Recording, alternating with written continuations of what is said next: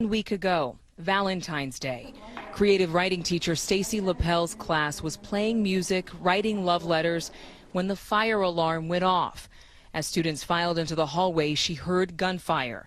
The killing had begun. I was about 2 feet away from my door. All of a sudden I heard gunshots in the stairwell, which is about 20 feet away from my room.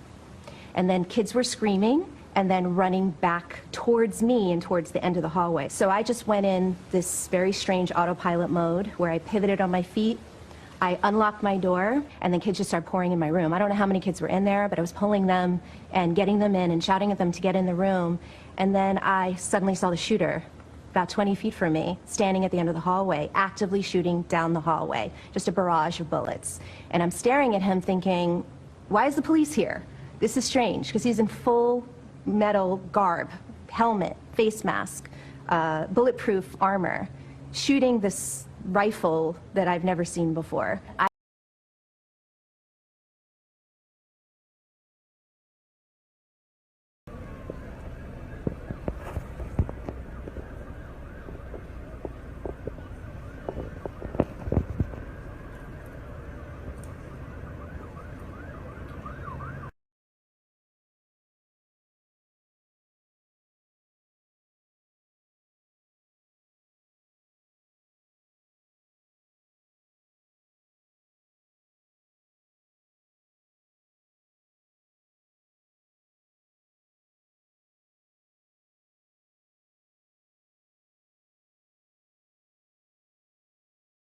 I don't know when I decided it was the right time to close the door. I grabbed the handle with both hands, and that's when I got nicked or grazed or whatever you call it.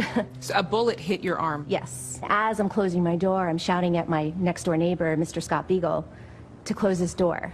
And he's the kind of man that would just keep that door open a little longer. You know, he's all about the kids, you know, but he couldn't see the shooter. I had a good visual of him, which is why I yelled at him to shut his door now. I heard him shoot a barrage of bullets into Mr. Beagle's room.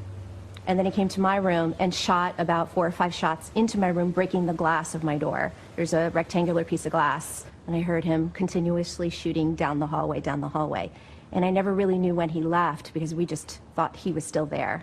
It was so quiet. And then all of a sudden I hear helicopters outside, far, far in the distance, it seemed to me. Police officers far, far in the distance. Kids were screaming in the hallway for help.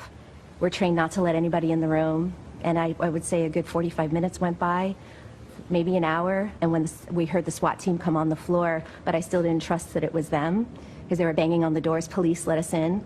No one got up.